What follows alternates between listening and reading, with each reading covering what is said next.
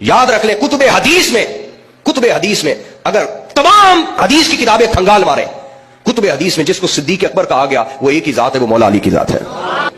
حدیث کی کتابوں میں صرف ایک ہی صدیق اکبر ہے، وہ مولا علی کی ذات ہے۔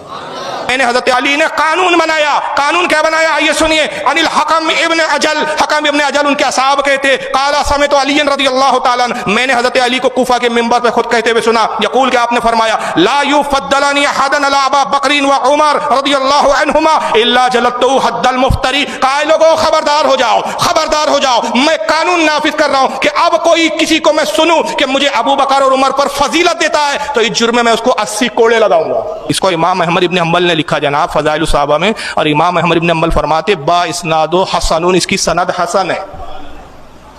پھر اس کو امام للقائی نے شرح اصول الاعتقاد میں لکھا، یہ بہت بڑے امام ہے، وہ کہتے ہیں صحیح، یہ حدیث صحیح ہے۔ حتیٰ کہ مجدد الف ثانی شیخ احمد سرہندی رحمۃ اللہ تعالیٰ علیہ مکتوبات شیخ ربانی دفتر دوم صفحہ 130 پر روایت نقل کرتے، کہتے روایت صحیح ہے، اور صحیح نہیں بلکہ علی نے اس کو نافذ بھی کیا، اور جو ابو بکر سے افضل علی کو کہتے تھے ان کے پیٹوں پہ کوڑے بھی لگوائے۔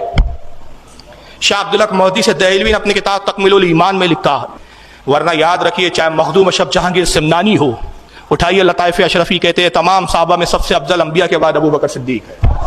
اٹھائیے غوث اعظم کی قدوۃ الطالبین، کہتے ہیں تمام صحابہ میں سب سے افضل ابو بکر صدیق ہے۔ اٹھائیے حضرت طاطا گنج بخش لاہوری کی کتاب کشف المحجوب، کہتے ہیں سب سے افضل تمام صحابہ میں ابو بکر صدیق ہے۔ اٹھائیے میرات الاسرار حضرت عبد الرحمن چشتی کی، کہتے ہیں سب سے افضل ابو بکر صدیق ہے۔ مکتوبات ربانی اٹھائیے ابو بکر صدیق ہے۔ امام ابو حنیفہ کی الفقہ الاکبر اٹھائیے سب سے افضل ابو بکر صدیق ہے۔ امام شافعی کی الاعتقاد اٹھائیے ابو بکر صدیق ہے۔ امام احمد بن حنبل کی فضائل صحابہ اٹھائیے ابو بکر صدیق ہے۔ ساری امت کا اجماع، اور تم اجماع سے باہر، تو پہلے طے کرو تم سنی ہو کہ شیعہ ہو۔